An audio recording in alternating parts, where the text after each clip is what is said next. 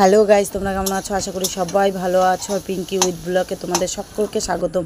আবার একটা নতুন ভিডিও নিয়ে তোমাদের সামনে চলে আসলাম। দেখো পটলের দোরমা করছি আজকে ফার্স্ট টাইম তোমাদেরকে দেখানোর জন্য। তো কীরকম হয়েছে অবশ্যই বলবে। তো তোমরা নিরামিষও করতে পারো, আমিষও করতে পারো। আমি তো আমিষ করলাম, নিরামিষ করিনি, কেননা চিংড়ি মাছ দিয়ে করবো। তো এর জন্য দেখো মশলাটা প্রথমে কষিয়ে নিচ্ছি। প্রথমে দিয়েছি হচ্ছে গোটা গরম মশলা, তারপরে হচ্ছে জিরে ফোড়ন, তারপরে দিয়েছি একটু আদা বাটা, পেঁয়াজ বাটা আর টমেটো দিয়ে ভালো করে কষিয়ে নিয়ে মশলাটা দেখো তারপর দিলাম। গ্যাসটা কম করে দিয়েছি। দেওয়ার পরে তারপরে একটু টক দই দিয়ে দিলাম। টক দই দেওয়ার পরে দেখো ভালো করে একটু কষিয়ে নিলাম। যেই তেলটা ছেড়ে দিল তখন আবার একটু হালকা করে জল দিয়ে দিলাম।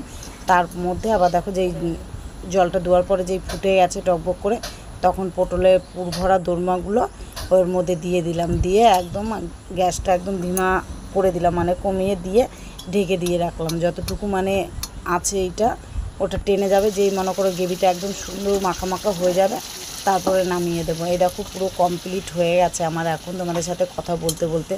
তো কালারটাও খুব সুন্দর এসেছে। তো তোমরা অবশ্যই জানাবে কীরকম হয়েছে। আর তোমাদের যদি অবশ্যই ভালো লাগে তো চ্যানেলটা সাবস্ক্রাইব করে সবাই পাশে থাকবে আর ভালোবাসা